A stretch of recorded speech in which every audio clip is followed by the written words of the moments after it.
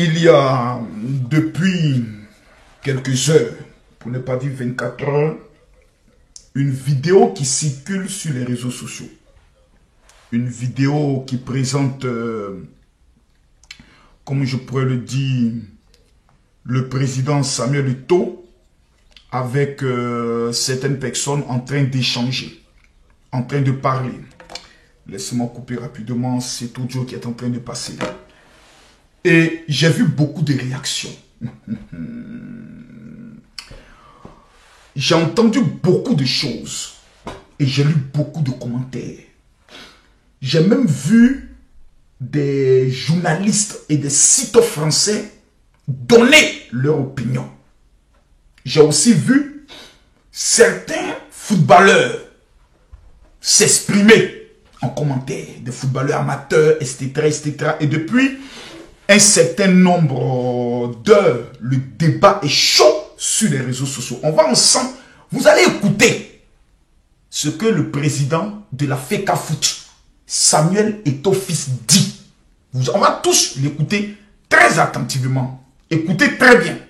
On va l'écouter. Je pense qu'il n'était pas au niveau d'Anelka. Tu parles de toute sa carrière? Titi était bon, mais j'ai connu des joueurs, je préférais d'autres joueurs. En tout cas, à mon niveau, non. Ok. Et là, tu as répondu plus clairement que quand tu parlais de Diouf. Ah non, mais je parle pas de Diouf parce qu'il n'est même pas dans cette catégorie. Diouf, à côté de Thierry Henry, toi aussi. Il met Diouf à côté d'Henry.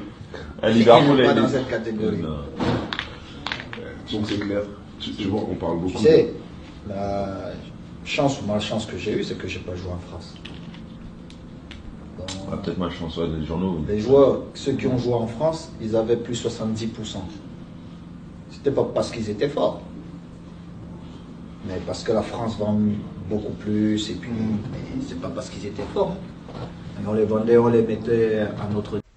Quand Cristiano Ronaldo parle, nous tous là, on doit dire Amen, Alléluia. Quand Lionel Messi parle, on doit dire Amen, Alléluia. Quand Mbappé parle, on doit taper sa bouille, pas pour dire tais-toi. Tu n'as encore rien prouvé de ta vie. C'est de ça qu'il s'agit. Même si Benzema parle, on doit taper encore sa tête pour dire pas petit, il faut te calmer. Tu viens d'avoir un premier ballon d'or. Il y a des personnes qui ont eu 7 fois ballon d'or. Ils sont présents et ils se calment. L'homme dont on parle ici, là, il s'appelle Samuel Eto'o fils. Calmez-vous. Je sais que beaucoup sont dans l'émotion quand on dit Samuel Eto'o parce que c'est un Camerounais. On vous parle du Pichichi. L'homme qui a joué avec Ronaldinho. Et puis Ronaldinho le respecte. L'homme qui a joué avec Lionel Messi. Quand Messi commence, c'est lui qui apprend Messi, c'est lui qui prend Messi sous son aile. Et puis Lionel Messi le respecte. L'homme que Guardiola arrive. Et puis il dit, toi je ne veux plus de toi dans mon équipe. Et Samuel Eto'o lui dit, c'est moi qui vais te faire gagner la prochaine ligue. Et cette saison,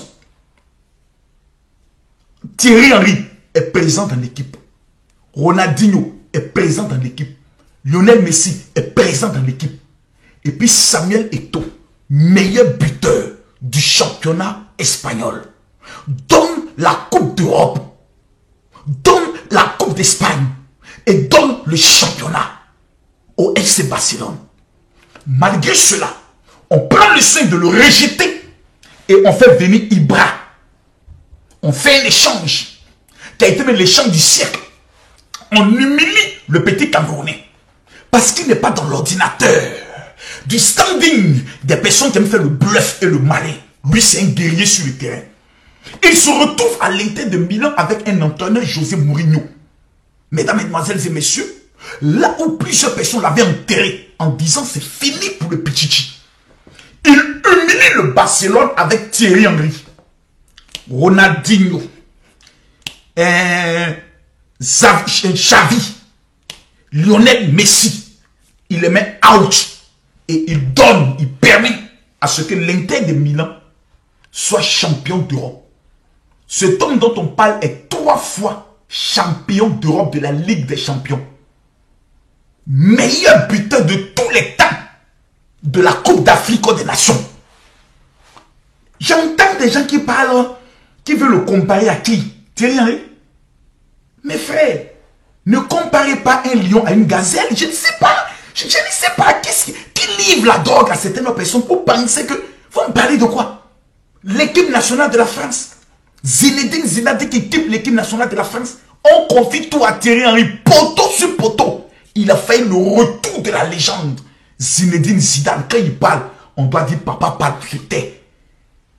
Premier retour de Zinedine Zidane face à la Côte d'Ivoire. Vous vous rappelez encore? Il nous a montré qu'il reste. Jusqu'à Thierry Henry dit Dieu est de retour. Apprenez à respecter les gens. Samuel Eto'o n'est pas le camarade de quartier de tout le monde. On nous parle ici du meilleur joueur africain de tous les temps. Frère, calmez-vous. Je répète encore pour ceux qui n'ont pas entendu. On nous parle ici du meilleur joueur africain de tous les temps. 4 fois ballon d'or africain. C'est pas ton ami. 2 fois Coupe d'Afrique. C'est pas ton ami. 3 Ligues des Champions. C'est pas ton ami. Il est le seul qui dit aux Ivoiriens, je viens de votre pays. Lui va nous faire dormir à 19 h.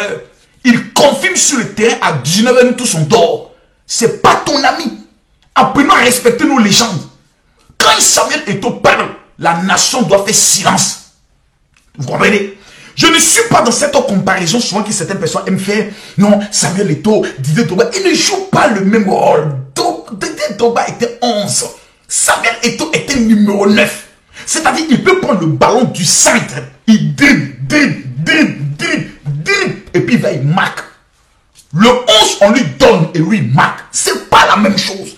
Samuel Eto'o était Keyato, on appelle l'homme des situations les plus compliquées. L'homme qui réveille les situations les plus compliquées et qui les décante. Lorsque tout le monde dit c'est impossible, tu regardes ses yeux, tu vois les yeux d'un lion. Ce n'est pas un homme qui est dans le standing, le bluffing et autres. On n'a plus de footballeurs maintenant. Tous nos footballeurs sont devenus des blogueurs. Raison pour laquelle Sadio Mané est en train de faire mal. Parce que Sadio Mané, c'est dans le sang. Guerrier dans le sang. Nous avons maintenant des bluffeurs, des comédiens, des people. Donc quand on parle, il faut qu'on sache de qui on parle. Mes amis, palmarès de Samuel Eto'o fils, c'est pas ton ami. C'est pas ton camarade de quartier.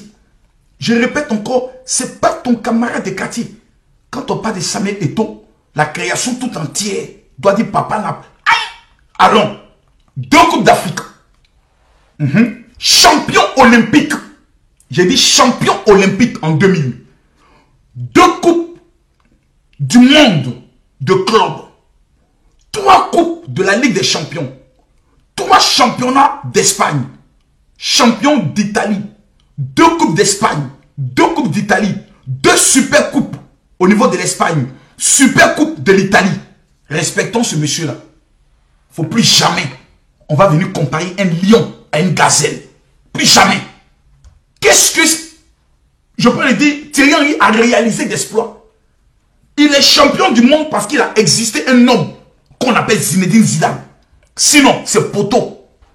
Un véritable guerrier est celui-là même qui rentre dans une équipe et qui change l'histoire de l'équipe. Il s'appelle Samuel Eto'o fils. Apprenons à respecter les gens. C'est pas ton camarade. En Afrique, depuis Roger Mila, en passant par tous les footballeurs africains qu'on a connus, que ce soit Kanou, que ce soit, comme je pourrais le dire encore, il n'y a pas un.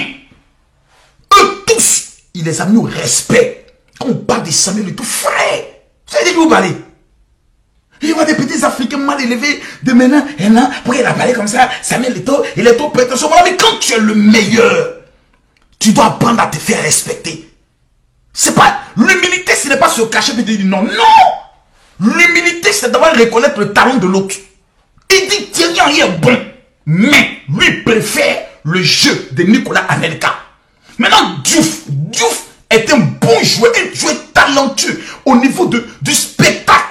Au niveau, quand on parle du Sénégal, Diouf, c'est une légende en matière de football, le jeu. Mais en matière de palmarès, 0. En matière d'impact, 0.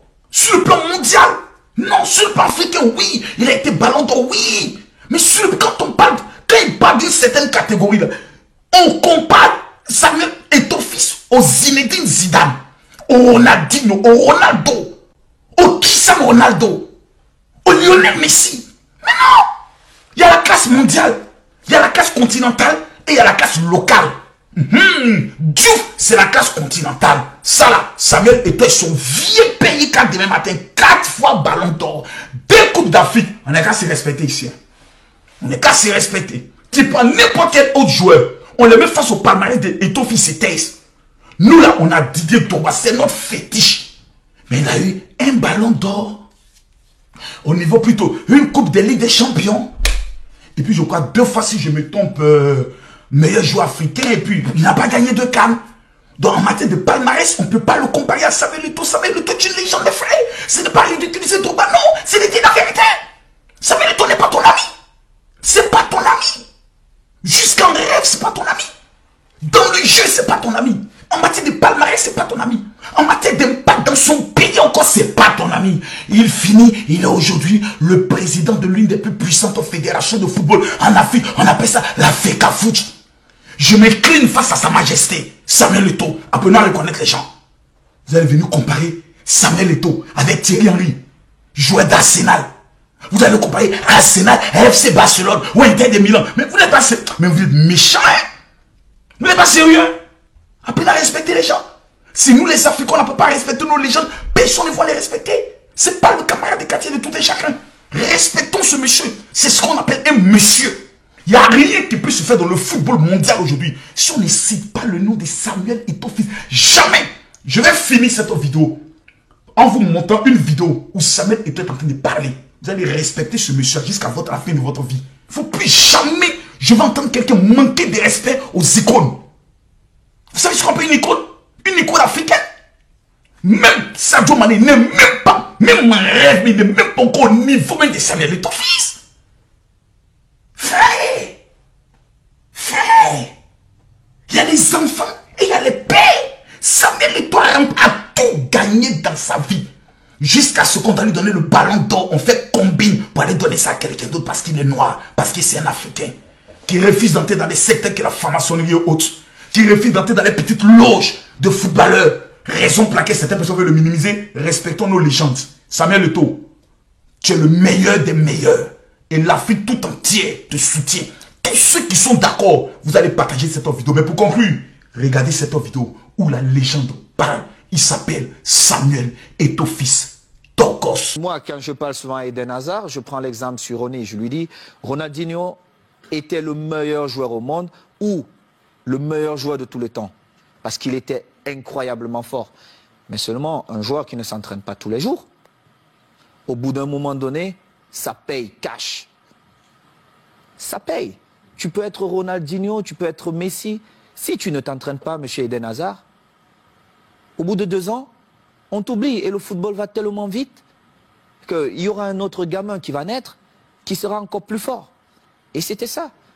Et quand Ronny le dit, moi j'attends le lendemain, personne ne s'excuse. 2 jours après, personne ne s'excuse. J'ai dit, mais ils ne sont pas bien dans leur tête, eux.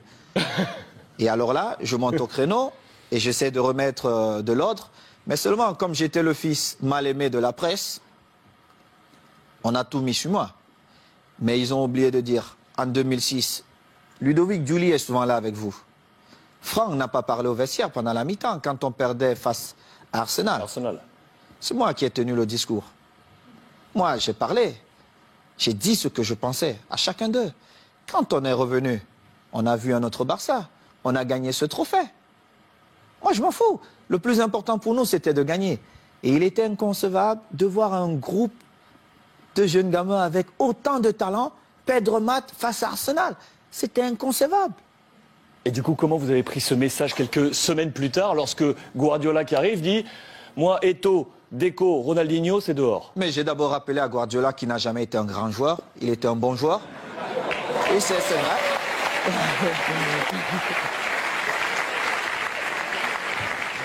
Mais c'est vrai. Je le lui ai dit. Et j'ai rappelé au passage, si c'est le coach Luis qui me le dit, je dis, ok, je ne peux rien dire. Comme joueur, on connaît aussi Pep, mais surtout comme entraîneur, il n'avait rien démontré pour qu'il arrive dans un vestiaire comme le Barça, il ne connaissait même pas l'histoire du vestiaire, et qu'il se mette à dire certaines choses. Et en plus, ce qui me faisait encore plus mal, c'est qu'ils inventaient des choses que la presse relayait. J'ai eu cette discussion avec lui et j'ai eu une très très belle offre pour aller jouer 6 mois en Ouzbékistan où on me payait 26 millions de dollars. Et dans son bureau, avec Tiki, il me dit « Oh Samuel, ça peut te faire du bien, vas-y. » Et je lui ai dit « Celui qui va te faire gagner, c'est Eto'o. Mais tu viendras me demander pardon. » Et je suis resté à ma place. J'ai continué à m'entraîner, nous sommes allés aux États-Unis. Et nous étions à Houston, dans le vestiaire. Il dit avant le match, « Ok, nous allons changer de dossard. » Oh, tout le monde dit « Oh, c'est l'entraîneur qui le fait maintenant, c'est surprenant. » Et il dit, Titi, tu vas prendre le numéro 9 de Samuel. Titi Henry. Oui, Titi Henry, tu vas prendre le numéro 9. Et Titi était bien content. Et Eto'o portera le 14. Tout le monde était surpris. Et c'était un manque de respect total. Et je ne pouvais pas l'admettre. Parce que j'avais quand même écrit une belle histoire, même si elle devait s'arrêter là, au Barça. J'avais beaucoup fait pour le club. Que ce soit dans les stades, mais surtout en dehors du stade. En dehors du stade. J'ai toujours été là pour tous mes coéquipiers. Pour tous les clubs. Vous êtes resté 1 an avec Pep. Je vais vous dire. Alors, il joue, je suis au banc de touche. Quelques jours plus tard, on joue contre une équipe de Mexico, Chivas. Chivas. Et il a le malheur de me donner 20 minutes. Et je crois qu'il pouvait se tirer une balle dans la tête. Et les 20 minutes, je marque 3 buts. On revient à New York contre Red Bull. Bon, il se dit, bon, voilà, il me renvoie dedans, je marque encore 3 buts. Il était obligé de convoquer une réunion, mais comme il n'a jamais eu le courage de me dire les choses en face, il est passé par mes coéquipiers. J'étais en train de dîner, et le délégué vient, Carlos Nava, il me dit, viens, j'ai une surprise pour toi. Moi, j'étais pressé, je me disais peut-être c'est Beyoncé qui m'attendait.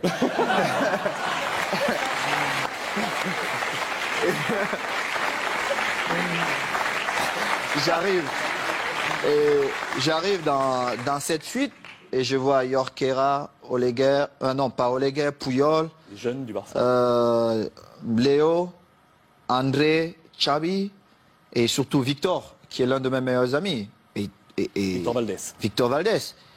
Et je vois Pep qui est au fond. Et mon visage change. Parce que j'étais très agressif quand je voyais Pep.